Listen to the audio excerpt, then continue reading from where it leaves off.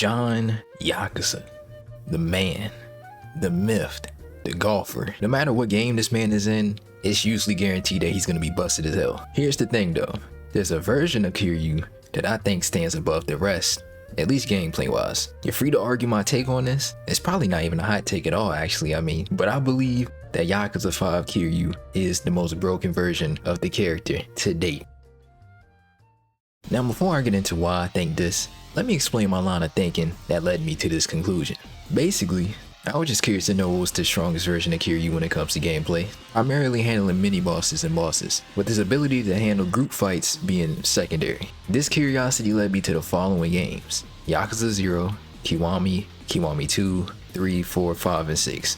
To make things fair, I left out anything that could be considered an add-on or an extra. More specifically, stuff like gear pieces, muscle soda from Kiwami 2, or the Dragon of Dojima skill tree from Yakuza 0. Gear is pretty self-explanatory. You can make this man bulletproof and generate infinite heat, so that had to be disqualified off the rip. Muscle soda is straight up a PED. It's legit liquid steroids. And the Dragon of Dojima skill tree is one in which you need to grind completion points to even unlock. Plus, you can upgrade it to the point of being able to one-shot enemies with a single jab, which come on. Now stuff like revelations and adding on more heat bars or health bars, not really taking that into account either, but I just thought I should say that, just to clear the air a little bit. With that being decided, it now comes down to which version of Kiryu has the best tools overall once you upgrade all of his abilities and whatnot. Honestly, outside of Yakuza 6, every version of this man was up for consideration. And listen, not to throw shade at the version of Kiryu in Yakuza 6 or anything, but the more I looked into the other games and then looked at 6, it was just kind of like, he's a little limited, tad bit limited compared to his previous versions. So let's just say that. This is coming from somebody who likes Yakuza 6, by the way. That aside, I want to talk about my main honorable mention that I have before I start to explain why I think Kiryu's form in Yakuza 5 is the most unbalanced we've ever seen. Having access to 4 styles alone makes the versatility of Kiryu in this game just go through the roof. But I'll go through what I believe to be his key moves to, cheese whiff. Brawler gives you 2 different counters, one while blocking and the other one while in a fighting stance. But to me, the counter hook, aka the one you do while you aren't blocking, is the better of the two, as it's basically a prequel version of the Tiger Drop. There's also a bounding throw you can use, but only after a specific combo, and you gotta be on a 3rd bar heat to even use it. Though this is the case, that knockdown and damage make it worth it, I ain't gonna lie to you. Now this style does get even crazier with the alcohol buffs and all, but I'm not allowing no Grey Goose, no PEDs, none of that. I made the rule, I'm gonna stick to it. Rush style is very simple. You see these 2 buttons? Just hit them shits. Just mash them. All the dodging, weaving, and combo spam alone is OD. But then you throw in a parry, it's easy money. Come on now. Now though I can't personally pull it off, it's very well possible to loop full rush combos without the finishing blow. Instead of pressing heavy attack to go in the finishing blow, you use the dodge cancel instead. Or at least I think that's how you do it. Oh yeah, it'd probably be a good time to mention dodge cancels. Yeah, it's basically a get out of jail free card most of the time. Just press L1 to weave or press X to dodge 16 times, you'll be fine. In Beast, you become a tank. A tank with busted damage that likes to aggressively hug people to death. The bear hug, or charge bear hug, can only be used once you get to the 3rd bar of heat. But if you pull it off, you get great damage and a grounded enemy. You can even pull off combo loops with this style on certain bosses if you really wanted to, which is wild to even think about. Though this style is generally used to wipe out groups of enemies with crazy AoE weapon animations, it can work in a one-on-one fight if you really wanted it to. Also, you can heal yourself in this style thanks to the stout ability, so now you're a damage dealing tank that can heal themselves. Now I'm gonna be honest here. For the longest time, I did not see the vision with Legend style, but it's still a really strong style. It's just, everything just requires heat. There's an Iron Fist counter, but you need to be in the 3rd stage of heat mode. There's a knockback counter, but you gotta be in heat mode for that too. There's a finishing throw that also consumes heat too. There's just a lot of heat needed for this style to work, in my opinion. Maybe I'm just bad though. Twist counters don't consume heat and give you a knockdown, so there's that at least. And also I feel like it's the most important move of this style because it's going to be your main way of building heat to use all the other tools. With all of that being explained, the true power of all these styles are really unlocked once you start style switching. The different combos you can pull off on enemies to maximize damage is what makes this version of Kiryu amazing in my opinion. He can be a bit OP for sure, even without the Dragon of Dojima skill tree. But the heat requirements attempts to balance out all the craziness going on in literally each and every single style. Listen, the point is, he's not truly broken. Not like how he is in Yakuza 5.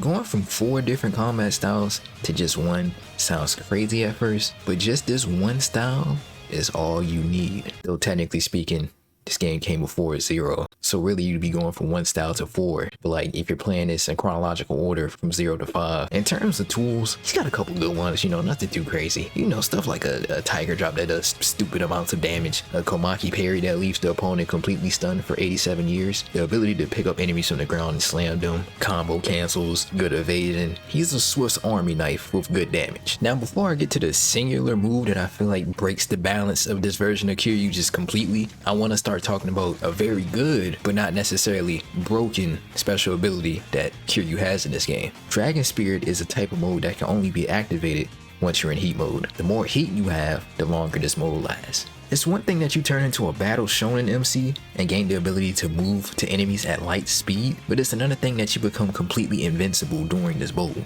You have access to a different moveset. When you're in this mode, you only really have access to a certain light string, certain heavy attack, and throws. But usually it seems the best just to spam the light combo, and then right before you run out of time in the mode, use a throw just to stretch out the time a little bit more, you know, get a little bit more bang for your buck, you see what I'm saying? You can use Dragon Spirit on bosses, but it's best to use it in rounds of weaker enemies because of this just one small con, and that's the damage isn't spectacular. And that's not to say you can't pop Dragon Spirit during a boss fight, zoom to the enemy, and spam square and trap them with it. I'm not saying that's not possible, but there's just better boss strats out there, you know? Speaking of boss strats, I think it's about time I talk about the move that really made me want to make this video.